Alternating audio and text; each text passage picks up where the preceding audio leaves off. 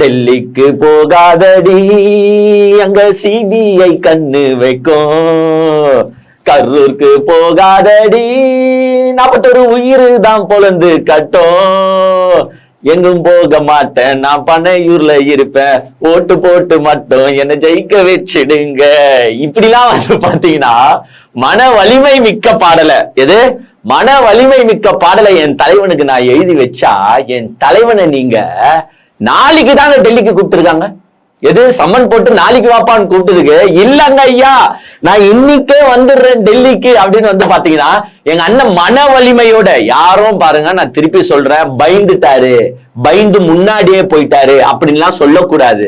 இது மன வலிமையோட என்ன பண்ணிருக்காருன்னு பாத்தீங்கன்னா ஒரு நாள் முன்னாடியே டெல்லிக்கு போயிட்டாரு. நீங்க சொல்லுவீங்க பயந்துட்டாருன்னு, அதை அப்படி எடுத்துக்க கூடாதுங்க. எங்க உதாரணத்துக்கு சின்ன வயசுல வந்து நம்ம அம்மா எல்லாம் என்ன தெரியுமா சொல்லுவாங்க, ஹோம்ஒர்க் எழுதும் போது, இந்தா நாளைக்கு ஹோம்ஒர்க்க நீ இன்னைக்கே முடிடா, அப்பதான்டா நாளைக்கு ஃப்ரீ ஆக முடியும் அப்படின்னு நம்ம அம்மா அப்பா சொல்லி கொடுத்து வளர்த்துருக்காங்கல்ல. விஜயோட அம்மா அப்பாவும் அப்படித்தானே சொல்லி கொடுத்து வளர்த்துருப்பாங்க.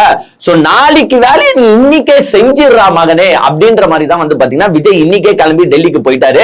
அம்மா அப்பா சொன்னது கூட இருக்கட்டும்ங்க, எங்க விஜய் சாரே ஒரு பாட்டுல பாடி இருக்காரு. என்ன பாடி இருக்காருன்னா, நாளை நாளை நாளை என்று இன்றை இழக்காதே, நீ இன்றை இழக்காதே, நீ இன்றை இழக்காதே, இன்றை இதைத்தான் நாளை முளைக்கும், அதை நீ மறக்காதே, நீ அதை நீ மறக்காதே, நீ அதை நீ மறக்காதே. சோ என்ன சொல்லியிருக்காரு, நாளைக்கு நாளைக்குன்னு நினைச்சிட்டு நீங்க இன்னைக்கு விட்டுறாதீங்க, இன்னைக்கே கிளம்புங்க.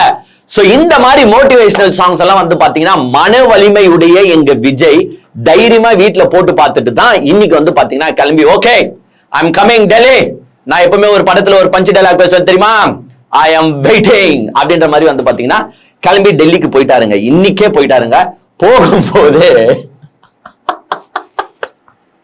ஏங்க இவங்களை என்னன்னு சொல்லுறதுங்க, இல்ல போகும்போதே தடங்கள். எது பேகை செக் பண்ணா பேகுக்குள்ள என்னென்ன வைக்கணும்ன்றது கொஞ்சமாச்சு. எங்க விஜய்ன்றவர் வந்து பாத்தீங்கன்னா ஃபர்ஸ்ட் வாட்டி பிளைட்ல போல, 1008 வாட்டி பிளைட்ல போயிருக்காரு. இதுல பிரைவேட் ஜெட்லயே 1008 வாட்டி போயிருக்காரு. அவர் ஒன்னும் ஒரு லேமேன் கிடையாது. லேமேன்னா திடீர்னு பிளைட்ட பாக்குறவங்க தான் ஐயோ பேக்ல இது வைக்க கூடாதோ எங்களுக்கு தெரியாதுங்க அப்படின்னு மறந்து எடுத்துனா போட்டு எடுத்துன்னு வந்துருவாங்க. இவரு 1000 வாட்டி பிளைட்ல போயிருக்கிற ஒரு மனுஷன் கத்திரிக்கோல் எல்லாம் எவனா பேக்ல வச்சு எடுத்துன்னு வருவானா? நான் தெரியாம கேட்கிறேன். ஏங்க கத்திரிக்கோல் எதுக்கு? ஏங்க மேபி பியர்டு ட்ரிம் பண்ணலாம், அது கூட இவரா ட்ரிம் பண்ணுவாரா? ஏதோ நான் வீட்டுல உட்காந்து ட்ரிம் பண்ணிடுவேன். இவருலாம் யாரு பெரிய செலிபிரிட்டி, இவர் வந்து என்னன்னா போயிட்டு பெரிய பெரிய ஹேர் ஸ்டைல் சலூன்ல கட் பண்ணுவாரு, இல்லைன்னா அவங்களே வீட்டுக்கு வர வச்சுதான் கட் பண்ணுவாரு. உனக்கு கத்திரிக்கோல் எதுக்கு?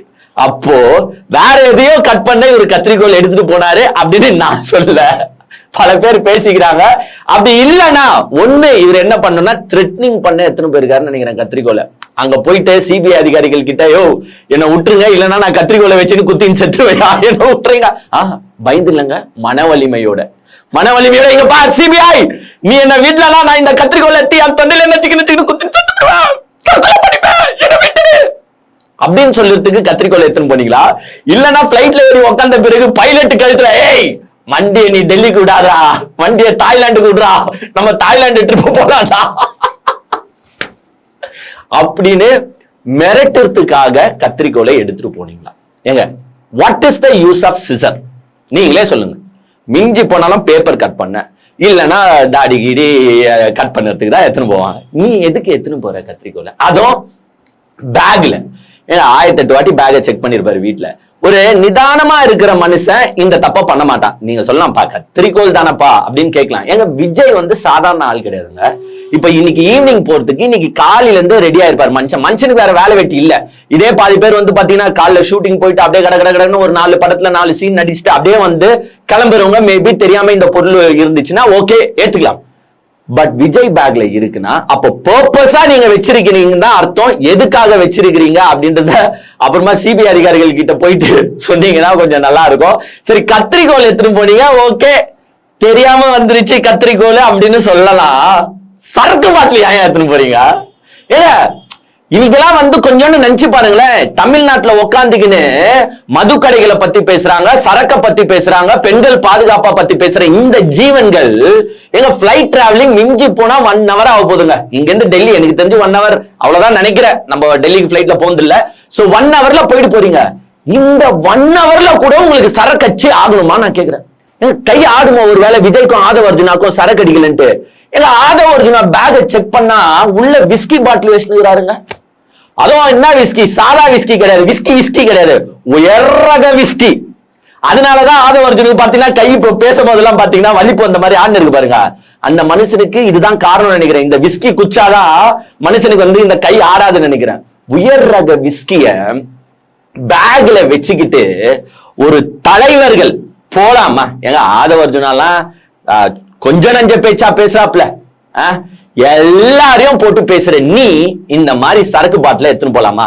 ஆக்சுவலா வந்து அது யார் பேக்ல இருந்துச்சுன்னு தெரியல. நியூஸ்ல என்ன சொல்றாங்கன்னு பாத்தீங்கன்னா ஆதவ அர்ஜுனா பேக்ல இருந்துச்சுன்றாங்க. அது விஜய் பேக்ல கூட இருந்திருக்கலாம், அதை அப்படியே மாத்தி கூட இவங்க சொல்லலாம். பட் அங்க வந்து பாத்தீங்கன்னா சரக்கு பாட்டில எடுத்துன்னு போயிருக்காங்க. இவங்க எல்லாம் ஆட்சிக்கு வரத்துக்கு முன்னாடியே இப்படி அட்டகாசம் பண்றானுங்க. நாளைக்கு ஆட்சி கீச்சி வந்துட்டா இவங்க எல்லாம், விஜய் சார் அப்பவே பாட்டு பண்ணாரு பாத்தீங்களா, 10வது பாட்டில் நான் குடிக்க அண்டாவை கொண்டாச்சிய சடிக்க. அவ்வளவுதான். பிளைட்ல வந்து பாத்தீங்கன்னா அண்டாவை வச்சுக்கிட்டு விஜய் வந்து ஒரு கப் எடுத்து குடிப்பாப்ல, ஆதவ அர்ஜுனா ஒரு கப் எடுத்து குடிப்பாப்ல. சோ சரக்கு பாட்டில் ஏங்க, இவர்களெல்லாம் நம்ம தலைவர்னு இன்றைய தலைமுறை வந்து இப்ப இவனுக்கு பின்னாடி சுத்திட்டு இருக்கு. கொஞ்சம் நினைச்சு பாருங்களேன், ஒரு 1 hour டிராவலிங்ல உங்களால குடிக்காம இருக்க முடியல, சரக்கு பாட்டில் எடுத்துட்டு போறீங்க. எப்படி பிரைவேட் ஜெட்லயே உட்காந்தீங்கன்னா அப்படியே போட்டு மாப்பிள்ளா விஜய் சார் நீ ஒரு போடு, சிடிஆர் நிர்மல்குமார் நீ ஒரு போடு, அண்ணன் ஒரு கல்ப்பு போடுறான் அப்படின்ட்டு ஆளுக்கு கோட்ரு குஷ்ணு போறதுக்காக சரக்கு பாட்டில் எடுத்துன்னு போறீங்களே, இதெல்லாம் நியாயமா? ஏங்க இப்ப வருவானுங்க வர்ச்சுவல் வாரியர்ஸ், என்ன தெரியுமா சொல்லுவானுங்க, அவனுங்க வந்து எதையுமே தப்புன்னு சொல்ல மாட்டானுங்க. என்ன தெரியுமா சொல்லுவாங்க, யாரு குடிக்கல இப்ப சரக்கு, அவங்க எத்தனை வந்து தப்பா, நைட்டு வந்து ஹோட்டல்ல குடிக்கிறதுக்காக எத்தனை போவாங்க அப்படின்னு சப்ப கட்டுதான் கட்டுவானுங்களே தவிர்த்து, ஒரு தலைவர் ஸ்தானத்துல இருக்கிற நீ சரக்கு பாட்டில பப்ளிக்கா எடுத்துட்டு போய் இப்படி மாற்றியா, கேவலமா இல்லையா உனக்கு அப்படின்னு எவனா ஒருத்தன் கேள்வி கேட்பானா? இதுவே உதயநிதி ஸ்டாலின் பேக்ல ஒரு விஸ்கி பாட்டில் இருந்திருந்தா, இதுவே முதலமைச்சர் பேக்ல ஒரு விஸ்கி பாட்டில் இருந்திருந்தா, இதுவே செந்தில் பாலாஜி பேக்ல ஒரு விஸ்கி பாட்டில் இருந்திருந்தா, ஐயடாப்பா இந்நேரத்துக்கு வர்ச்சுவல் வாரியர்ஸ் அப்படியே பொங்கி பொங்கி பொங்கி பொங்கி செஞ்சிருப்பானுங்க. ஆனா அவன் தலைமை விஸ்கி பாட்டில வச்சிருந்தாலும் சரி, கத்திரிக்கோலை வச்சிருந்தாலும் சரி, விஷத்தை வச்சிருந்தாலும் சரி, எதுவுமே ஒன்னும் கேட்க கூடாது. ஏன் டெல்லிக்கு போன பிறகு அங்க யாரனா விட்டு சரக்கு பாட்டில் வாங்கினு சொல்லி நைட்டு குடி. ஏங்க இப்ப கூட சொல்றேன், குடிக்காதன்னு யாருமே சொல்லல. நம்ம வந்து நீங்க ஏன் குடிக்கிறீங்கன்னு கேள்வி கேட்கல. ஏன்னா உங்க மூஞ்சிகளை பார்த்தாலே தெரியுது, நல்லா அந்த முகர கட்டுகளை டெய்லி பாக்குற எல்லாருக்குமே தெரியும். இவங்களால சரக்கு இல்லாம இருக்க முடியுமானா 100% இருக்க முடியாது. சரக்கு இல்லைன்னா இந்த அப்படியே கை ஆடும் பாருங்க, அந்த மாதிரி கேட்டகரிஸ் இது. ஹலோ பிரபா வைன் ஷாப் ஓனருங்களா, கடையை எப்ப சார் திறப்பீங்க அப்படின்னு கேட்கிற கேரக்டர்ஸ் தான் நீங்கன்னு எங்களுக்கு நல்லாவே தெரியும். பட் ஏன் இந்த மாதிரி பப்ளிக்கா? ஏங்க நான் உண்மையிலே சொல்றேன், நான் நிறைய வாட்டி பிளைட்ல போயிருக்கேங்க, நானே சரக்கு எடுத்துன்னு போக மாட்டேன். ஏங்க பிளைட்லயே வந்து பாத்தீங்கன்னா சரக்கு கொடுப்பாங்க, வேணும்ன்றவங்க குடிங்க, வேணான்றவங்க விட்டுடலாம். ஏங்க ஏன் இப்படி 1 hourல என்ன ஆயிடு போகுது? செத்தா எப்போ போறீங்க? பெரிய இன்சல்ட் ஆயிடுச்சுங்க. இப்ப வர்ச்சுவல் வாரியர்ஸ் அனைவரும் வந்து பாத்தீங்கன்னா எப்படி முட்டு கொடுக்குறது அப்படின்னு யோசிச்சு இருக்கும்போது, அவங்களுக்கு வந்து முட்டு கொடுக்கறதுக்கு நம்ம சொல்லியா தரணும்? திமுகவின் சதி செயல்னா, திமுக எங்க அண்ணன் பேக்ல எப்படியோ நீ அவருக்கு தெரியாம கத்திரிக்கோலை வச்சுட்டு, எங்க அண்ணன் ஆதவ அர்ஜுன் குடிக்கவே மாட்டாரு, அவர் பேக்ல அவருக்கே தெரியாம விஸ்கி பாட்டில நீங்க வச்சிருக்கீங்க. செந்தில் பாலாஜி நீங்க தானே ஏர்போர்ட்ல ஆளை செட் பண்ணி எங்க அண்ணன் பேக்ல சரக்க வச்சீங்க. முறைக்கு அப்படியே கேட்பானுங்க, கேட்க மாட்டானுங்க தெரியுங்களா? இதுக்கும் திமுக தாங்க சதி செயல். திமுக சதி செயல் தான் காரணம். திமுக தான் வந்து பாத்தீங்கன்னா விஜய் பேக்ல கத்திரிக்கோலையும், விஜய் பேக்ல வந்து பாத்தீங்கன்னா ஆதவ அர்ஜுன் பேக்ல வந்து பாத்தீங்கன்னா விஸ்கி பாட்டில வச்சுன்னு இவனுக்கு பேசுவானுங்க. ஏன்னா இவங்களுக்கு எது நடந்தாலும் சரி திமுக தான் காரணம், வேற யாரும் காரணம் இல்லைன்னு சொல்லுவாங்க. சோ வந்து பாத்தீங்கன்னா ஸ்டார்டிங்கே வந்து கிளம்பும் போதே இந்த மாதிரி சின்ன சின்ன தடங்கள் ஏற்பட்டு எங்க அண்ணன் வந்து ஃபாஸ்டா டெல்லிக்கு போய் சரண்டர் ஆக வேண்டிய கொஞ்சம் காலதாமதம் ஏற்பட்டுடுச்சு. அந்த 30 to 45 minutes வந்து காலதாமதத்துக்கு அப்புறமா வந்து பாத்தீங்கன்னா எங்க அண்ணன் டெல்லி கிளம்பி விட்டார். டெல்லியிலும் லேண்ட் ஆயிட்டாப்ல. இந்த சம்பவம் எதுக்கு போறாருன்னு உங்களுக்கே நல்லா தெரியும். நாளைக்கு வந்து சிபிஐ சம்மன் போட்டு எங்க அண்ணனை வர சொல்லி. ஆல்ரெடி வந்து பாத்தீங்கன்னா 10ஆம் தேதி நீ வரணும் ராசா அப்படின்னு சொல்லியிருந்தாங்க. பட் எங்க அண்ணன் வந்து கொஞ்சம் மன வலிமையா இருந்திருக்காரு அந்த நேரத்துல. இல்ல சார் 10ஆம் தேதி வந்து பாத்தீங்கன்னா நான் வேட்பாளருக்கு நேர்காணல் எல்லாம் எடுக்கணும், நாளைய தமிழ்நாட்டின் மினிஸ்ட்ரி எல்லாம் நான் செலக்ட் பண்ணணும், அதனால என்னால இன்னைக்கு வர முடியாது சார், ஒரு 2 வாரம் கழிச்சு நீங்க வந்து சம்மன் அனுப்பினீங்கன்னா, ஒரு டேட்டை பிக்ஸ் பண்ணி சம்மன் அனுப்பினீங்கன்னா நான் வருவதற்கு தயார் அப்படின்னு வந்து பாத்தீங்கன்னா 10ஆம் தேதி சொல்லியிருந்தாரு. 10ஆம் தேதி அவர் டெல்லிக்கும் போகல. அதே மாதிரி அவர் என்ன கேட்டு இருந்தாரு அப்போன்னு வந்து பாத்தீங்கன்னா அவரோட லீகல் டீமை வச்சு ரிப்ளை கொடுத்திருந்தாரு. அந்த ரிப்ளைல வந்து டெல்லிக்கு வர்றதுக்கு கொஞ்சம் கஷ்டமா இருக்கு, உங்களோட சிபிஐ ஆபீஸ் தான் சென்னையிலே இருக்கு, இங்கேயும் தமிழ்நாட்டிலயும் வந்து பாத்தீங்கன்னா சிபிஐ அலுவலகம்லாம் இருக்குது, இங்க ஆஜராகிறதுக்கு வந்து நீங்க ஏற்பாடு செய்யணும், நான் இங்க ஆஜராயிட்டு உங்களுக்கு வந்து என்ன கேள்வி கேட்டாலும் ஆன்சர் பண்றேன் அப்படின்னு வந்து பாத்தீங்கன்னா விஜய் சார் சொல்லியிருக்காரு. பட் டெல்லி சிபிஐ என்ன சொல்லியிருக்குன்னா, எப்பா ராசா உன் விருப்பத்துக்கு ஏற்பலாம் நாங்க இடத்த மாத்த முடியாது, நீ சொல்லுறதெல்லாம் நாங்க செய்ய முடியாது, ஒழுங்கு மரியாதையா கிளம்பி டெல்லிக்கு வா, அதுவும் நீ எப்போ வரணும்னு பார்த்தனா 2 வாரம் டைம் ஃப்ரேம்லாம் உனக்கு தர முடியாது, 15ஆம் தேதியே வந்து நீ ஆஜராகணும் அப்படின்ற தகவலை எப்போ சொல்லியிருக்காங்கன்னு பாத்தீங்கன்னா அண்ணன் வந்து நாளைய மினிஸ்ட்ரியும் நாளைய தமிழ்நாடு எம்எல்ஏக்களையும் செலக்ட் பண்ணிருக்கும் போது இந்த தகவலை போட்ட உடனே அண்ணனுக்கு கையும் ஓடல காலம் ஓடல, உடனே எல்லாத்தையும் க்ளோஸ் பண்ணுங்கடா, எம்எல்ஏ மினிஸ்டர் எல்லாம் அப்புறமா தேர்ந்தெடுக்கலாம்டா, நான் போய் 15ஆம் தேதி எக்ஸாமுக்கு ப்ரிப்பேர் ஆகணும் அப்படின்னு வந்து பாத்தீங்கன்னா மூடு விழாவை நடத்திட்டு அன்னைக்கு ஒரே நாள் தாங்க அந்த வேட்பாளர் நேர்காணல் நடந்துச்சு. கிட்டத்தட்ட 60 தொகுதிக்கு என்னமோ வந்து ஃபைனலைஸ் பண்ணதா தகவல் இருக்கு. ஆனா 60 பேரை இவர் இன்டர்வியூ பண்ணல, ஒரு 10 பேரை ஒண்டி கூப்பிட்டு வச்சு என்னப்பா எவ்வளவு கோடி செலவு பண்ணுவீங்க அப்படி இப்படின்ற டீடைல்ஸை கேதர் பண்ணிருக்காரு. அன்னைக்கே இவருக்கு தெரிஞ்சு போச்சு, ஆஹா இந்த கட்சி விளங்காது, இந்த இருக்கிறதுலே டாப் 60 நம்ம கூப்பிட்டு வச்சிருக்கோம், அந்த டாப் 60 பாதி பேர் வந்து கல்தா கொடுக்குற கேரக்டரா இருக்கு, வேலைக்கு ஆகாத கேரக்டரா இருக்கு, பணம் செலவு பண்ணாத கேரக்டரா இருக்கு, டாப்பே இப்படி இருக்கும்போது இன்னும் 184 தொகுதியோட நிலவரம் எப்படி இருக்கும், சோ நம்மளுடைய வண்டி ஓடாது அப்படின்ட்டு அவரே முடிவு பண்ணிட்டாரு. ஏன்னா கீழே தொண்டர்கள் கிடையாது, கீழே பிஎல்ஏ ஏஜென்ட்ஸும் கிடையாது, செலவு பண்றதுக்கும் ஆளு கிடையாது, 234 வேட்பாளருக்கு நான் எங்க போவேன், டாப் 60 இப்படி குளறுபடியா இருக்கு, அந்த 60 பேரே வந்து இவருக்கு தெரிஞ்சு போச்சு இந்த வண்டி இதுக்கு மேல ஓடாது அப்படின்ட்டு ஒரு 10 பேரை மட்டும் என்ன பண்ணிருக்காருன்னா இன்டர்வியூ பண்ணிட்டு சரி ஓகே பாத்துக்கலாம் அப்படின்ட்டு வந்து பாத்தீங்கன்னா இந்த சிபிஐ சம்மனை பத்தி கேள்விப்பட்ட உடனே கிளம்பி போயிட்டாப்ல, எல்லாரும் கிளம்புங்க அப்படின்ட்டு இவரும் கார் எடுத்துன்னு போயிட்டாரு. அன்னைக்கே வந்து அவர் வச்ச ரிக்வெஸ்ட் நான் ஒரு 2 வீக்ஸ் டைம்ல வரேன்ட்டு, பட் என்ன சொல்லிட்டாங்க, நீ 15ஆம் தேதி டெல்லிக்கு வந்தே ஆகணும் அப்படின்னு வந்து பாத்தீங்கன்னா சம்மன் போட்டனால இன்னைக்கு கிளம்பி போயிட்டாரு. இதுல நிறைய கான்ஸ்பிரசி இருக்குங்க. ஆக்சுவலா இவனுங்க தான் கான்ஸ்பிரசி செட் பண்ணுவாங்கல்ல. கரூர்ல சம்பவம் நடக்கும்போது என்ன சொன்னானுங்க, இது வந்து திமுகவின் சதி செயல், செந்தில் பாலாஜி ஆட்கள் தான் உள்ள போயிட்டு கழுத்தை நெருக்கிட்டாங்க, செந்தில் பாலாஜி ஆட்கள் தான் உள்ள போயிட்டு பாத்தீங்கன்னா மயக்க மருந்தை தெளிச்சாங்க, செந்தில் பாலாஜி ஆட்கள் தான் உள்ள போயிட்டு பாத்தீங்கன்னா மிளகாத்தூளை தெளிச்சாங்க அப்படின்ட்டு இவனுக்கு கான்ஸ்பிரசி செட் பண்ணலாம்ல. இப்ப எனக்கு வந்து ஒரு சந்தேகம் இருக்கு. ஆக்சுவலா வந்து பாத்தீங்கன்னா விஜய் வந்து எங்க இது சந்தேகம் தான், கன்ஃபார்ம் பண்ணி சொல்ல, so it's a doubt, maybe மக்கள் பாக்குற மக்கள் வந்து கீழே ஆமாப்பா இது நடந்திருக்கவும் வாய்ப்பு இருக்கு அப்படின்னு நீங்க சொன்னா நானும் தெரிஞ்சுக்கிறேன். இன்னைக்கு விஜய் போறாருங்க, நேத்து வந்து பாத்தீங்கன்னா த்ரிஷா ஏர்போர்ட்ல போனாங்க, எங்க நினைச்சு பாருங்க, இன்னைக்கு விஜய் டெல்லிக்கு போறாரு, நேத்து வந்து பாத்தீங்கன்னா த்ரிஷா வந்து பிளைட்ல போறாங்க. அவங்க எங்க போனாங்கன்னு விசாரிச்சு பார்த்தா நமக்கு வந்த தகவல் படி அவங்க டெல்லிக்கு போல, அவங்க பாம்பேக்கு போயிருக்காங்க. ஏங்க பாம்பேக்கு போயிட்டு டெல்லிக்கு போறது ஒன்றும் பெரிய விஷயம் கிடையாது, இங்க இருந்து ஸ்ட்ரைட்டா டெல்லிக்கு போனா ஊடகங்கள் வழியா லீக் ஆயிடும்ட்டு இவங்க இங்க இருந்து பாம்பேக்கு போயிட்டு பாம்பேல இருந்தும் டெல்லிக்கு போலாம். ஏன்னா most of the connecting flights உங்களுக்கு எங்க இருந்து ஆஜராகும் பாத்தீங்கன்னா பாம்பேல இருந்தா, இவங்க ஃபாரின் ட்ரிப்பே போனா கூட பாம்பேல இருந்து தான் போவாங்க.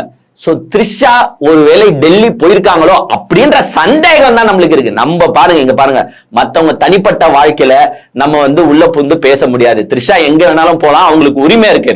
as a friend, எது நான் சொல்லுறது as a friend, சரி விஜய் சார் வந்து டெல்லிக்கு போறாரு, அதுவும் ஒரு நாள் முன்னாடியே போறாரு, விஜய் சார் வேற பாத்தீங்கன்னா பயந்தாங்கோலி, கொஞ்சம் மன வலிமை உள்ள பயந்தாங்கோலி, இந்த பயந்தாங்கோலி ஒரு நாளைக்கு முன்னாடியே போய் பயந்து இந்த பேண்ட்ல உச்சா போயிட்டு போகுது அப்படின்றதுக்காக கொஞ்சம் கன்சோல் பண்ண, எது அது என்ன தமிழ்ல ஏதோ சொல்லுவாங்களே, ஓகே ஏதோ ஒண்ணு, அந்த கன்சோல் பண்றதுக்காக பேம்பர் பண்றதுக்காக as a friend த்ரிஷா போயிருக்கலாமோ அப்படின்ற ஒரு சந்தேகம் தான் எனக்கு. அவங்க பாம்பேக்கு தான் போயிருக்கிறதா தகவல், பாம்பேல இருந்து டெல்லிக்கு போயிருக்கவும் வாய்ப்பு இருக்கு. ஏன் நம்மளுக்கு இந்த சந்தேகம் வந்துச்சுன்னா, விஜயோட மனைவி சங்கீதா வந்து மிக தெளிவா சொல்லியிருக்காங்க. மக்களே நம்ம அந்த ஸ்டேட்மெண்ட் எல்லாம் மறுக்க கூடாது, மக்களே மறக்கவே கூடாது. என்ன சொல்லியிருக்காங்கன்னா, விஜய் வந்து ஒரு குறிப்பிட்ட நடிகையோட தான் எப்பவுமே ஃபாரின் கண்ட்ரி போறாரு, விஜய் வந்து ஒரு குறிப்பிட்ட நடிகையோட தான் எல்லா ஃபங்க்ஷன்லயும் பார்ட்டிசிபேட் பண்றாரு. ஏங்க அவங்க சொன்னாங்களா இல்லையாங்க, குறிப்பிட்ட நடிகைன்னு சொல்லியிருக்காங்க. அந்த குறிப்பிட்ட நடிகை யாருன்றத விஜய் சாரே வந்து ஒரு கல்யாண நிகழ்ச்சிக்கு போயிட்டு ப்ரூவ் பண்ண மாதிரி தான் இருந்துச்சு. பட் இருந்தாலும் ஓகே, அவங்க அந்த குறிப்பிட்ட நடிகையா இல்லாம இருந்தாலும் அவங்க சொன்னதுல ஒரு ஸ்டாண்ட் இருக்குல்ல. அப்போ சந்தோஷ நேரங்கள்ல மட்டும் அந்த குறிப்பிட்ட நடிகை வந்துட்டு போகும்போது ஒரு துக்க வேலையிலயும் அந்த குறிப்பிட்ட நடிகை அசிஸ்ட் பண்ண மாட்டாங்களா? சந்தோஷத்தை ஷேர் பண்றதுக்கு மட்டுமாங்க அந்த குறிப்பிட்ட நடிகை? கஷ்ட காலங்களையும் பார்ட்டிசிபேட் பண்ணோம்ல, ஷேர் பண்ணோம்ல, அதுக்காக தானே அந்த குறிப்பிட்ட நடிகை இருப்பாங்க. சோ அந்த குறிப்பிட்ட நடிகை மேபி போயிருக்கலாம். எங்க திருப்பியும் சொல்றேன், மற்றவங்க பர்சனல் வாழ்க்கையில பூந்து நோண்டுறது நம்ம வேலை கிடையாது. இது எல்லாமே அஸ் அ யூடியூபர், நம்ம வந்து ஒரு mini journalist. So as a யூடியூபரோ அஸ் அ மினி ஜேர்னலிஸ்டோ இந்த மாதிரி சந்தேகங்கள் நமக்கு ஏற்படுறது தப்பா நான் கேட்கிறேன். ஏன்னா தப்புன்னு நீங்க சொன்னீங்கன்னா அந்த மாதிரி சந்தேகங்கள் ஏற்படாத வகையில் மிஸ்டர் விஜய் நடக்க வேண்டும். எங்க ஊர் உலகமே பொண்டாட்டியே வந்து இந்த மாதிரி டைலாக் சொல்லும் போது நீ தெனாவட்டா கூட்டு போய் பாரியா நான் இப்ப அந்த நடிகையோட நிற்கும் போது அப்ப எங்களுக்கு இந்த மாதிரி சந்தேகங்கள் ஏற்படுறது தப்பு கிடையாது என்பதை தெரிவிச்சுக்கிற. சரிங்க, விஜய் யார் கூட போனா நமக்கு என்னங்க வந்துச்சு? அவங்க ஆட்களே எப்படிலாம் சொல்லியிருக்காங்க தெரியுது. ஏங்க அவன் கூட்டுறவன் 4 பேரை வச்சுக்கிறான், பெருக்கிறவன் 10 பேரை வச்சுக்கிறான். எங்க ஆளுகிட்ட துட்டு இருக்குது, எங்க ஆளுகிட்ட காசு இருக்குது, எங்க ஆளுகிட்ட பல்லு இருக்குது, பக்கோடா சாப்பிடுறாரு. உங்களுக்கு எல்லாம் நான் வயிற்றுச்சல். நம்மள இப்ப கேட்பானுங்க, அப்படி கேட்பானுங்க, யோ உனக்குன்னா உனக்கு வயிற்றுச்சலா? எங்க ஆள் யார வேணாலும் வச்சுப்பாரியா? உனக்கு என்ன நம்மள கேள்வி கேட்பாரு. நம்மளாம் அப்படி போனா நம்ம வீட்டுல செருப்பால அடிப்பாங்க, செருப்பா போட்டு அடிப்பாங்க. இருந்தாலும் விஜய் சாருக்கு அடிச்சிருக்கிற லக்கு நமக்கு அடிக்கல. சரி, ஓகே, விடுங்க. சோ வந்து பாத்தீங்கன்னா விஜய் கிளம்பி போயிட்டாரு. அந்த சைடு அவங்க அப்படிக்கா பாம்பேல இருந்து இப்படி வந்தாங்களான்னு நம்மளுக்கு தெரியாது, அந்த தகவல் நம்ம கிட்ட இல்ல. இப்போ விஜய்க்கு பிரஷர் இருக்கிறதா இல்லையா? ஏங்க விஜய்க்கு பிரஷர் இருக்கா இல்லையானா 100% பிரஷர் இருக்கு. இது வந்து ஒரு அரசியல் உள்நோக்கமா தான் இந்த இன்வெஸ்டிகேஷன் போயிட்டு இருக்கானா கண்டிப்பா போதுங்க. ஏன்னா ஜனவரி 12th ஜனவரி 19th எங்க இருக்குது? 2 மாசத்துக்கு முன்னாடி ஜனவரியில இருந்துச்சு. இப்ப நம்ம மார்ச்ல இருக்கிறோம். ஜனவரியை முடிச்சுட்டு நீங்க பிப்ரவரி கூப்பிட்டு இருக்கலாம், ஜனவரி எண்ட்ல கூப்பிட்டு இருக்கலாம். ஆனா மார்ச்ல கூப்பிடுறீங்க. அதுவும் எலெக்ஷன் டேட்டா அனௌன்ஸ் பண்ண போறாங்க. எனக்கு தெரிஞ்சு நாளைக்கும் நாளைக்கும் எலெக்ஷன் டேட்டா அனௌன்ஸ் பண்றாங்க. இந்த நேரத்துல கூப்பிடுறீங்கன்னா இந்த நேரத்துல விஜய் வந்து ஒரு நெருக்கடிக்கு ஆளாக்குற மாதிரி தான் நமக்கு வந்து தெரியும். ஏங்க எல்லாருமே அதான் சொல்றாங்க, கண்டிப்பா நெருக்கடி இருக்கு. அந்த என்டிஏ அலையன்ஸ்ல விஜய் சேரணும் அப்படின்றதுக்காக நெருக்கடி கொடுக்கறாங்க. அதே மாதிரி உண்மையா ஜனநாயகன் படம் அந்த ரிவ்யூ கமிட்டி வந்து லாஸ்ட்ல ஒரு ரீசன் சொல்லிச்சு பாருங்க. அந்த ரீசனை சாமி சத்தியமா நானே ஏத்துக்க மாட்டேன். என்ன சொல்லுது அந்த ரிவ்யூ கமிட்டினா, ரிவ்யூ பார்க்க வந்தவருக்கு வந்து கொஞ்சம் ஃபீவருங்க, அதனால இன்னைக்கு ரிவ்யூ பண்ண முடியாது, நாங்க வேற ஒரு நாள் ரிவ்யூ பண்றோம்ட்டு அதையும் போஸ்ட்பான் பண்ணி போடுறாங்க. சோ கண்டிப்பா நெருக்கடி இருக்கு. ஏங்க அரசியல்னு வந்துட்டா இந்த மாதிரி நெருக்கடிகள் இருக்கதான் செய்யும். அரசியல்னா என்ன? வாப்பா விஜய், தப்பா முதலமைச்சர் சீட்டு எடுத்துக்கோ அப்படின்னு சொல்லி கொடுத்துட்டு போவாங்கன்னு நினைக்கிறீங்களா? நான் வேணா நல்ல கேரக்டருங்க, நான் வேணா விஜய்க்கு செய்யறேன், வாப்பா விஜய் இதோ இருக்குது சேரு, இந்த சேரை வேணா எடுத்து வச்சுக்கோ, உட்காரு, உட்காந்து 10 வீடியோ பேசு அப்படின்ட்டு கொடுத்து ஹெல்ப் பண்ற ஒரு மன இது எனக்கு இருக்கு. பட் அரசியல் அப்படி பண்ண மாட்டாங்க. அரசியல் எவங்க வா சிஎம் ஆயிக்கோ ஜாலியா என்ஜாய் பண்ணி கொடுத்துட்டு போவாங்களா? நெருக்கடி கொடுக்கதான் செய்வாங்க. இவரே சொல்லியிருக்காரு, ஜனநாயகனுக்கு இது மாதிரி பிரச்சனை எல்லாம் ஏற்படும் அப்படின்றது எனக்கு நல்லாவே தெரியும் அப்படின்ட்டு இவரே சொல்லியிருக்காரு. எது இந்தியா டுடேவோ ஏதோ என்டிடிவியோ ஏதோ ஒரு போயிட்டு 2 பேர் போயிட்டு போட்டோ எடுத்து வந்தாங்களே, அப்பயே வந்து இவர் சொன்னதா அவங்க சொன்னாங்க. அப்ப தெரிஞ்சிச்சு இல்ல? அப்ப முன்னாடியே படத்தை ரிலீஸ் பண்ண ட்ரை பண்ணிருக்கணும்ல. ஏன் எப்பயோ படம் முடிஞ்சிச்சு, அக்டோபர் செப்டம்பர்லயே படத்தை ரிலீஸ் பண்ணிருக்கலாம். அப்போ ரிலீஸ் பண்ணாம நீங்க ஜனவரி வரைக்கும் தூக்கின்னு வந்தது உங்க தப்பு. கரூர் சம்பவத்துக்கு முன்னாடியே ரிலீஸ் பண்ணிட்டா இந்த பிரச்சனை இல்ல. ஏன் கரூர் சம்பவம் அங்கதான் செக்? ஏன்னா அங்க இருக்கிற வீடியோஸையும் இமேஜஸையும் எடுத்து படத்துக்குள்ள சொருகணும் அப்படின்றதுக்காக காலதாமதம் பண்ணீங்க, ஜனவரியில வந்து சிக்கிக்கிட்டீங்க. சோ கண்டிப்பா ஒரு அழுத்தம் இருக்கு.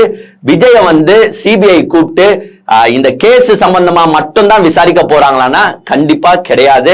சில பேர்லாம் என்ன சொல்றாங்கன்னா, ஏன்பா விஜய் ஒண்டி கூப்பிட்டு இருக்கீங்க, கூடவே எடப்பாடி பழனிசாமியை கூட்டிட்டு போங்க, கூடவே இங்க இருக்கிற நயினார் நாகேந்திரனை கூட்டிட்டு போங்க, அங்க போயிட்டு சிபிஐ அதிகாரிகள் முன்னாடி உட்காந்து ஒரு டீலிங் பேசிக்கோங்க, ஒரு டேபிளை போட்டுட்டு கீழே வந்து இந்த டவுல பிரிச்சு போட்டுட்டு உனக்கு இவ்வளவு சீட்டு எனக்கு இவ்வளவு சீட்டுன்னு பிரிச்சுக்கோங்க. அந்த அளவுக்கு தான் பிஜேபி இப்ப பண்ணிட்டு இருக்கு. எல்லாருமே சொல்றாங்க, ஏன்னா வெளிப்படையா தெரியுதுங்க, something is happening, somewhat a threatening is happening என்றது வெளிப்படையாவே தெரியுது. ஏங்க 2 விஷயம். விஜய ஃபர்ஸ்ட் இவங்க ஏன் அரசியலுக்கு எடுத்துட்டு வந்தாங்கன்னா, ஏங்க கண்டிப்பா இதுக்கு பின்னாடி பிஜேபி இருக்கு. விஜய் என்ன சொன்னாலுமே பிஜேபியோட தலையாட்டி பொம்மை தான் விஜய். விஜய் அரசியலுக்கு வந்த உடனே எல்லாருமே என்ன நினைச்சாங்கன்னா, இது டிஎம்கேக்கு அகைன்ஸ்டா போகும். ஏன்னா Vijay is a Christian. Vijay பின்னாடி வந்து பாத்தீங்கன்னா இளைஞர் பலம் இருக்கு. சோ விஜய்க்கு வந்து இந்த மைனாரிட்டிஸ் ஓட்ஸும் தாழ்த்தப்பட்ட சமுதாய ஓட்ஸும் எல்லாமே விஜய்க்கு போயிடுச்சுன்னா டிஎம்கேக்கு அந்த ஓட்டு போகாது. ஏன்னா டிஎம்கே நம்பிட்டு இருக்கிற ஓட்டு கிறிஸ்டியன்ஸ், மைனாரிட்டிஸ் ஓட்ஸ், தாழ்த்தப்பட்ட சமுதாயத்தர் ஓட்டை தான் வந்து பாத்தீங்கன்னா டிஎம்கே நம்பிட்டு இருக்கு. எப்பவுமே அந்த ஓட்ஸ் எல்லாம் வந்து பாத்தீங்கன்னா டிஎம்கே அப்படியே கொத்தா போவோம். இப்போ விஜய் வந்த உடனே இந்த ஓட்டு எல்லாம் வந்து பாத்தீங்கன்னா விஜய்க்கு கொஞ்சம் ஸ்பிளிட் ஆகி போகும், அப்புறமா ஆன்டி கம்பன்சியை வச்சு நம்ம ஜெயிச்சிடலாம் அப்படின்ட்டு தான் அதிமுக பாஜக வந்து கணக்கு போட்டாங்க. விஜய வந்து வளர்த்தும் விட்டாங்க. கரூர்ல எல்லாம் வந்து பாத்தீங்கன்னா அப்படியே அப்பட்டமா சப்போர்ட் பண்ணாங்க விஜய்க்கு. நீங்களே பாத்திருப்பீங்க, நைனா நாகேந்திரன் பைய தூக்கி செந்தில் பாலாஜி மேல போட்டாரு. ஏமமாலினி கமிட்டி ஒண்ணு வந்துச்சு பாருங்க, Vijay is a good person. எது 41 உயிர் செத்து போய் கிடக்குது, Vijay is a good person வந்து அந்த நேரத்துல சர்டிபிகேட் கொடுத்துட்டு போனாங்க. யாருக்கு? விஜய்க்கு. பிகாஸ் விஜய் நீ வளரு, நீ எவ்வளவு வளர்றியோ அவ்வளவு திமுக ஆபத்து, எங்களுக்கு அவ்வளவு லாபம் அப்படின்ட்டு தான் விஜய் வளர்த்து விட்டாங்க. அதே மாதிரி பாஜக அதிமுக என்ன நினைச்சாங்கன்னா, இங்க இருக்கிற கூட்டணி, அதாவது திமுக கூட்டணியில இருக்கிற கட்சிகளை எப்படியாவது உடைத்து விஜய் எடுப்பார். சோ திமுக அலையன்ஸ் இன்னுமே கொலை நடுங்கும், பிரேக் ஆகும் அப்படின்ட்டு வந்து பாத்தீங்கன்னா பாஜக அதிமுக நினைச்சாங்க. பட் அதை விஜயால சாதிக்க முடிஞ்சிச்சான்னு பாத்தீங்கன்னா ஒண்ணுமே பண்ண முடியல. லாஸ்ட் வரைக்கும் பாத்தீங்கன்னா காங்கிரஸ் விஜயை வச்சுக்கிட்டு திமுக கிட்ட அவங்களுடைய பேர வலிமையை இன்க்ரீஸ் பண்ணாங்களே தவிர்த்து விஜய் கிட்ட போய் சேர்ற எண்ணோட்டம் அவங்க கிட்ட இருந்துச்சுன்னா சுத்தமா இல்ல. சும்மா விஜய் கிட்ட பேசுற மாதிரி அப்படியே எங்க நம்மளுக்கு 25 சீட் அப்படியே கம்மியாகிடுவாங்களோ, 25க்கு மேல இப்படியாச்சும் வாங்கணும் அப்படின்றதுக்காக காங்கிரஸ் விஜய் யூஸ் பண்ணிக்கிச்சு. அந்த நேரத்துல ஒண்டி கொஞ்சம் பாத்தீங்கன்னா பிஜேபி சந்தோஷமா இருந்துச்சு. இப்போ காங்கிரஸ் உடைஞ்சு டிவி கை கிட்ட போச்சுன்னா அட்ரா நம்ம தாண்டா இந்த வாட்டி வின் ஆகுவோம், ஏன்னா கிறிஸ்டியன் மைனாரிட்டிஸ் ஓட்டு ஃபுல்லாவே விஜய்க்கு போயிட்டா, விஜய்க்கும் காங்கிரஸ்க்கும் போயிட்டா, நம்ம இந்த வாட்டி அச்சு ஆடலான்டான்ட்டு பிஜேபி சந்தோஷத்துல இருந்துச்சு. பிஜேபி அதிமுக ஏங்க இது பாலிடிக்ஸ்ங்க, அவங்க அப்படிதான் பண்ண செய்வாங்க, நம்ம அவங்கள தப்பா சொல்ல முடியாது. சோ அவங்க அந்த எண்ணோட்டத்துல இருந்தாங்க. பட் அன்பார்ச்சுனேட்லி என்ன ஆச்சுன்னு பாத்தீங்கன்னா காங்கிரஸ் அந்த சைடு போல. இப்ப இங்க வந்து பாத்தீங்கன்னா கூட்டணி இன்டாக்டா இருக்கு. விடுதலை சிறுத்தை என்ன ஆனாலும், விடுதலை சிறுத்தை, கம்யூனிஸ்ட், மார்க்சிஸ்ட் என்ன ஆனாலுமே விஜய் கிட்ட போறது கிடையாது. ஏன்னா எல்லாருக்குமே தெரிஞ்சு போச்சு இது ஒரு டம்மி பாவா, இது கிட்ட போனா எவனுக்குமே மரியாதை இருக்காது. ஏங்க அரசியல் கட்சியில ஃபர்ஸ்ட் நான் விஜய்க்கு ஒரே ஒரு கிளாஸ் எடுத்துக்கிறேன். அரசியல் நடத்துற எல்லாருமே ஃபர்ஸ்ட் மரியாதையை தான் எதிர்பார்ப்பாங்க. சீட்டுன்றதெல்லாம் நெக்ஸ்ட், மரியாதையை ஃபர்ஸ்ட் எதிர்பார்ப்பாங்க. நல்லாவே அவங்களும் பார்த்துட்டு இருக்காங்க. வந்த செங்கோட்டையனுக்கு நீங்க எவ்வளவு பிரம்மாண்டமான மரியாதை தரீங்க அப்படின்றத எல்லாருமே பார்த்துட்டு தான் இருக்காங்க. எது சீட்டுல உட்காரத்துக்கு யோசிக்கிறாங்க. செங்கோட்டையனு சீட்டுல உட்காரத்துக்கு யோசிக்கிறார். புஷி ஆனந்த் உட்கார்ந்தாதான் உட்கார வரான். புஷி ஆனந்த் நின்றுட்டு இருக்காரு, இவர் உட்காந்து ஏஞ்சிக்கிறாரு. எது ஒரு முன்னாள் அமைச்சர் 9 வாட்டி எம்எல்ஏ, அவர் யாருக்கு பயப்படுறாருன்னா புஷி ஆனந்துக்கு பயப்படுறாரு. இதெல்லாம் பார்த்துட்டும் பிசிகாவோ காங்கிரஸோ இல்ல கம்யூனிஸ்டோ மார்க்சிஸ்டோ உங்க பின்னாடி வரும்னு நினைச்சிட்டு இருக்கீங்களா? உங்க பின்னாடி ஒருத்தனும் வரமாட்டான் அப்படின்றது விஜய்க்கும் நல்லா தெரிஞ்சு போச்சு, பிஜேபி ஏடிஎம்கேக்கும் நல்லா தெரிஞ்சு போச்சு. ஏங்க நீங்களே இந்த டைம் ஃப்ரேம் நோட் பண்ணுங்களேன். பிஜேபி ஏடிஎம்கே இந்த காங்கிரஸ் கன்ஃபார்ம் ஆகிற வரைக்கும் சைலண்டா இருந்தாங்க. எப்படியாச்சும் டிவிக்கு உடைக்கும் கன்ஃபார்மா சைலண்டா இருந்தாங்க. பட் காங்கிரஸோட கூட்டணி டிஎம்கே கிட்ட கன்ஃபார்ம் ஆன பிறகுதான் இந்த சம்மன் வேலையே ஸ்டார்ட் ஆகுது. திருப்பியும் சம்மன் போடு, விஜய் வர சொல்லு அப்படின்ற வேலையை அவங்க எங்க ஸ்டார்ட் பண்றாங்கன்னா இந்த கூட்டணி கன்ஃபார்ம் ஆன பிறகு. பிகாஸ் இதுக்கு மேல விஜய் ஒரு வேஸ்ட் லக்கேஜ். இப்போ வந்து அவங்க கூப்பிட்டு 2 விஷயத்துக்குங்க. ஒண்ணு விஜய், மிஸ்டர் விஜய் அவர்களே, ஒண்ணு கூட்டணி எங்க கூட சேர்ந்துருங்க. இதுதான், இது ஃபர்ஸ்ட் ஆப்ஷன் விஜய்க்கு வைப்பாங்க. கூட்டணி எங்க கூட சேர்ந்துருங்க, உங்களுக்கு என்ன வேணும் அந்த சீட்ஸை நான் கொடுக்குறேன். இப்போ ஒரு விஜய் மிஞ்சி போனா 60 பேரை வந்து பாத்தீங்கன்னா வேட்பாளர் எடுத்திருக்காரு, நேர்காணல் எடுத்திருக்காரு. சோ 60 சீட்டு 45 சீட்டு மேபி விஜய்க்கு வந்து இவங்க கேரண்டியா கொடுப்பாங்க. ஒரு 45 சீட்ஸ், 45 to 60 சீட்ஸ் விஜய் உங்களுக்கு நாங்க தரோம் வாங்க, துணை முதலமைச்சர் பதவி தரோம் வாங்க, இல்லன்னா இப்படி கூட ஆக்கிக்கலாம், 2.5 வருஷம் நீங்க சிஎம், 2.5 வருஷம் எடப்பாடி சிஎம், இப்படி கூட ஆக்கிக்கலாம் வாங்கன்னு ஒரு ஆசை வார்த்தையை தருவாங்க. இப்போ ஏங்க ஆனா 45 சீட்ல விஜய் வந்து க்ளோஸ் ஆவாருன்னா கண்டிப்பா ஆக மாட்டாரு. ஏன்னா நான் கட்சியை தொடங்கி நான் முதலமைச்சர் வேட்பாளர்னு சொல்லி தெருவா எல்லாரும் வந்து பாத்தீங்கன்னா எனக்கு ஆதரவு, நான் தான் முதலமைச்சர்னு பாதி பேர் நம்பிட்டு இருக்காங்க. நீங்க என்ன துணை முதலமைச்சர் இப்படி அப்படின்றீங்க, 2.5 வருஷம் சிஎம்ன்றீங்க, மிச்சம் 2.5 வருஷம் யாருக்கு தருது, அதெல்லாம் ஏத்துக்க முடியாதுங்கன்னு கொஞ்சம் கிடுக்குப்பிடி பிடிப்பாரு. சோ இப்போ சீட் ஷேரிங் தான் நடந்துட்டு இருக்காங்க, கூட நடக்கும்னு கூட நம்மளுக்கு தெரியாது. இன்னைக்கு நைட்டை யார் யாரை சந்திப்பாங்கன்றதும் சைலண்ட் ஆயிடும். சோ விஜய் கிட்ட இந்த மாதிரி ஆஃபர்ஸ் வந்து கொடுப்பாங்க. எதனா ஒண்ணு விஜய வந்து தேர்ந்தெடுக்கிறதுக்கு வந்து பார்ப்பாங்க. முடிஞ்ச அளவுக்கு விஜய பிரஷரைஸ் பண்ணியாச்சு, என்டிஏ கூட்டணியிலே சேர்த்துடணும். இது வந்து யாருக்கு செட்பேக் ஆகும்னா விஜய்க்கு 100% செட்பேக். கொஞ்சம் நினைச்சு பாருங்களேன், விஜய வந்து மக்கள் என்னன்னு பாக்குறாங்கன்னா திமுகக்கும் அதிமுகக்கும் மாற்று. எது எனக்கு திமுகவும் வேணாம் அதிமுகவும் வேணான்றவன் தான் விஜய் சைடு போயிட்டு நிக்கிறான். எஸ் அப்கோர்ஸ் இளைஞர்கள் கொஞ்சம் பேர் போய் நிக்கிறாங்க. அவங்களாம் ஏன் நிக்கிறாங்கன்னா விஜய் வந்து ஹீரோ, நான் நடிச்சா ஹீரோவா தான் நடிப்பேன், வந்தா சிஎம் தான் வருவேன் அப்படின்னு தான் விஜய் வந்தாரு. சோ விஜய சிஎம் ஆக்குறதுக்கு இவன் கஷ்டப்படுவான். யார? விஜய சிஎம் ஆக்குறதுக்கு கஷ்டப்படுவான். எடப்பாடியை சிஎம் ஆக்குறதுக்கு அவன் ஏன் கஷ்டப்படணும்? சோ அங்கே வந்து விஜய் வந்து பாத்தீங்கன்னா மைனஸ் ஆகுறாரு. சோ ஃபர்ஸ்ட் ஃபேன் பேஸ்லயே அடி வாங்கும். நெக்ஸ்ட் மைனாரிட்டிஸ் ஓட்ஸ் கொஞ்சம் நினைச்சு பாருங்க. கிறிஸ்டியன் முஸ்லீம்லாம் இவங்களுக்கு போய் ஏடிஎம்கே பிஜேபி அலையன்ஸ்ல ஓட்டு போடுவாங்களா? சோ அந்த மைனாரிட்டிஸும் தாழ்த்தப்பட்ட சமுதாயத்தர் வாக்குகளும் விஜய் என்டி அலையன்ஸ்ல போய் சேர்ந்தா அப்படியே கொத்தா, எது நீங்க திராட்சையை கூட கொலையாட்டினா திராட்சை விழும். ஆனா விஜய் போய் என்டி அலையன்ஸ்ல சேர்ந்தா அந்த மைனாரிட்டிஸ் ஓட்ஸ் அப்படியே கொலை கொலையா வந்து பாத்தீங்கன்னா சிந்து செதறாம அப்படியே வந்து பாத்தீங்கன்னா திமுக கிட்ட போய் சேர்ந்துரும். சோ அது ஒரு விஜய்க்கு மிகப்பெரிய மைனஸ் ஆகுது. நெக்ஸ்ட் அங்க எடப்பாடி இதை ஏத்துப்பாருன்றது ஒண்ணு பார்க்கணும். ஏன்னா எடப்பாடி சசிகலா யாரு? சசிகலா யாருன்னு பாத்தீங்கன்னா அவர முதலமைச்சர் ஆகுறதே சசிகலா தான். அந்த சசிகலாவே தந்திரம் பண்ணி துரத்தி விட்டவர், கூட இருந்த ஓபிஎஸ்ஏ துரத்தி விட்டவர். எதுக்காக துரத்தி விட்டாருன்னா அந்த முதலமைச்சர்ன்ற நாற்காலிக்காக துரத்தி விட்டவர் தான் எடப்பாடி. அந்த எடப்பாடி வந்து சரி விஜய் நீங்க 2.5 வருஷம் சிஎம் இருங்கன்னு எங்கன்னா சொல்லுவாரா? கொஞ்சம் நினைச்சு பாருங்க. இன்னொன்னு, விஜய உள்ள போட பிஜேபி துடிக்கும். ஏன்னா விஜய் உள்ள வந்துட்டா ஆட்டோமேட்டிக்கா அங்க கூட்டணி ஆச்சுன்ற ஒரு பேச்சு வந்துடும். ஏன்னா விஜய்க்கு ஒரு 60 சீட் வைங்களேன், விஜய்க்கு ஒரு 60 சீட்டு, பிஜேபிக்கு ஒரு 20 சீட் வைங்க, பிஜேபிக்கு ஒரு 20, 60, 80, பாமகக்கு ஒரு 20 வைங்க, 100. அங்க வந்து பாத்தீங்கன்னா அப்புறமா நிறைய சில்லறை கட்சி எல்லாம் இருக்கு. இது 10ன்னு டிடிவி வேற அங்க இருக்காரு. சோ ஒரு 130 இவங்களுக்கே போயிடுச்சுன்னா எடப்பாடியே 100 இடத்துலதான் நிக்க முடியும். அப்புறமா எங்கண்டி இவர் வந்து தனியா கவர்மெண்ட் அமைக்க முடியும்? சோ எப்படி இருந்தாலும் கூட்டணி ஆட்சி ஃபார்ம் ஆகும் அப்படின்றது எடப்பாடிக்கு நல்லாவே தெரியும். சோ எடப்பாடி ஃபர்ஸ்ட் இதை ஏத்துப்பாரானா யோசிப்பாரு.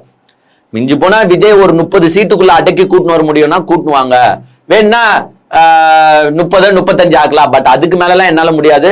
துணை முதலமைச்சரோ இல்ல வந்து 2.5 வருஷம் சிஎம் கண்டென்ட் எல்லாம் வந்து பாத்தீங்கன்னா அவர் ஏத்துப்பாரானா ஏத்துக்க மாட்டாரு, எடப்பாடி ஏத்துக்க மாட்டாரு. பிளஸ் கூட்டணி ஆட்சின்னு வந்தாலே இந்த கவர்மெண்ட்டுக்கு மக்களிடையே இருக்கும் சப்போர்ட் சுத்தமா போயிடும். ஏன்னா தமிழ்நாட்டை பொறுத்த மட்டும் மாநிலத்தில் சுயாட்சி அப்படின்ற முழக்கத்தை தான் அண்ணா அந்த காலத்துல இருந்தே வச்சு வந்தாரு. அண்ணால இருந்து வந்ததுதான் திமுகவும், அண்ணால இருந்து வந்ததுதான் அதிமுகவும். சோ அவங்க இந்த கூட்டணி ஆட்சி கான்செப்டுக்குள்ள போனாலே மக்கள் ஏத்துக்க மாட்டாங்க. சோ இதுதான் வந்து பாத்தீங்கன்னா இப்போதைக்கு நடந்துட்டு இருக்கு. இந்த 2 விஷயங்கள் விஜய் மத்தியில வந்து புகுட்டுவாங்க. ஒரு விஷயம் தான் நான் சொல்லியிருக்கல. 2வது ஆப்ஷன் என்ன தருவாங்க விஜய்க்குன்னா, விஜய் ஒன்னும் வந்தா என் கூட வந்துரு, அப்படி இல்லைன்னா தயவு செஞ்சு அரசியலை விட்டு போயிடு.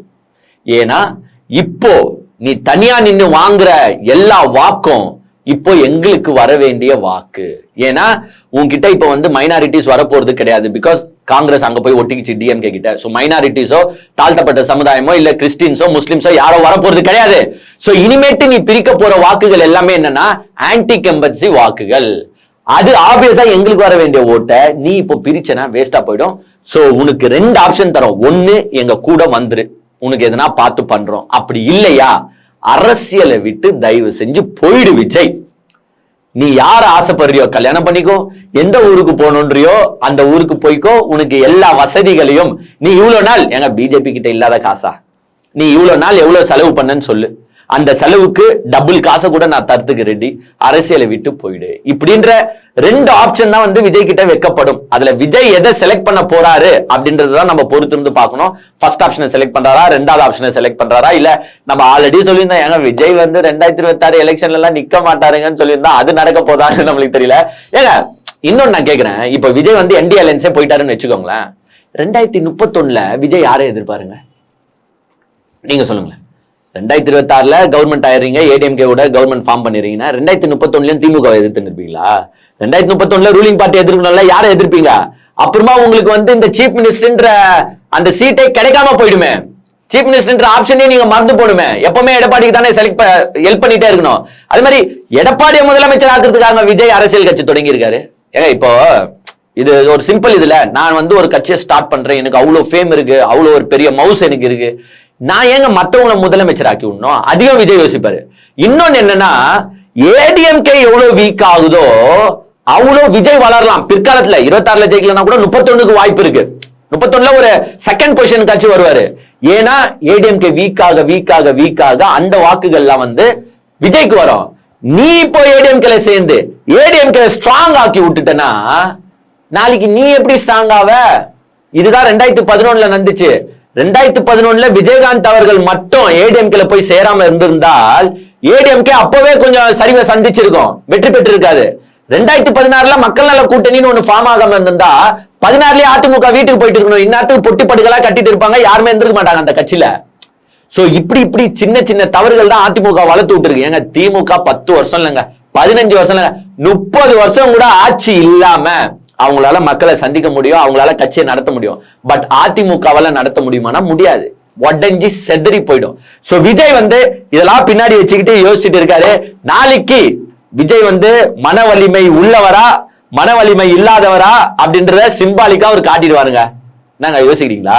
உங்களுக்கே நல்லா தெரியும்ல, எங்க அண்ணன் கருப்பு சட்டை போட்டு போனார்னா எதிர்ப்ப தெரிவிக்கிறாரு, வெள்ளை சட்டை போட்டு போனார்னா பீஸ் ஒயிட் கொடை காட்டிட்டேன் அப்படின்னு தானே நம்ம நினைச்சுக்கணும். ஏன்னா எல்லாமே இவங்க எப்படின்னா தகவல்